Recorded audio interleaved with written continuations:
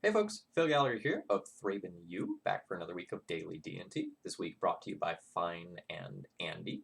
Thank you once again for your support. And if you enjoyed this series, please consider supporting it. There is not currently a donation to fund next week. Okay, so I recently wrote an article. By the way, look down at the date of the recording in that corner right there. I'm recording this video on a Saturday right before we get a ban and restricted announcement. So keep that in mind with everything that I'm saying. If things are a little weird, the format might have changed. So just kind of keep that in mind. So as of right now, breach is everywhere. Leagues on Moto are very, very full of combo right now. People are going real fast online. And I don't think D&T is particularly well positioned. So I got an email from a fan, sorry I forgot to look up your name ahead of time, asking if a deck like this might be better positioned than like traditional D&T.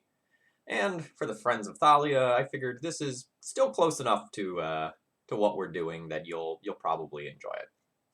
So in case you haven't seen a deck list like this one before, this is essentially a white Eldrazi deck list, which is kind of somewhere between traditional D&T and Eldrazi in terms of gameplay.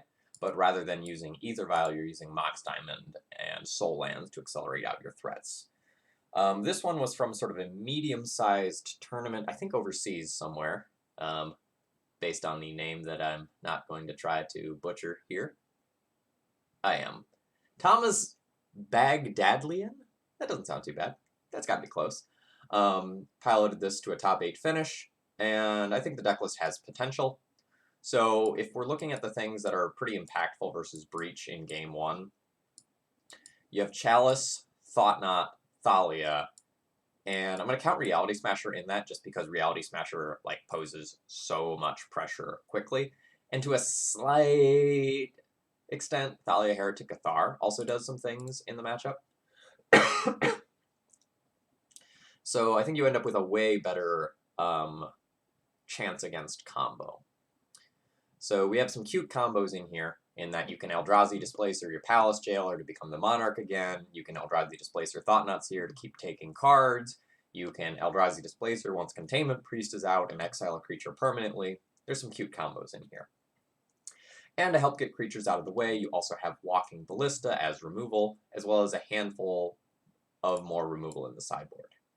The reason why I decided to play this deck is because I kind of laughed out loud when I saw the sideboard of 4 Plague Engineers. That seems brutal, and I like it, and it's disgusting. Whether or not we can actually support that with the mana base, questionable, but we're going to give it a go. Otherwise, in the sideboard, we have some nice tools for various matchups. We have Leylines and Thorns for the Breach matchup. We might even play Plague Engineer and put it on Monk in that matchup to stop Monastery Mentor. We have some real options here. And because this deck has so many options, I decided to give it a go for daily D&T this week. Notice every time when we're right before a banning, I'm like not excited about D&T, and I always play something that's like a sister or cousin or half cousin of D&T. That's kind of what's going on this week. So let's launch into some leagues and see how it turns out. Boop.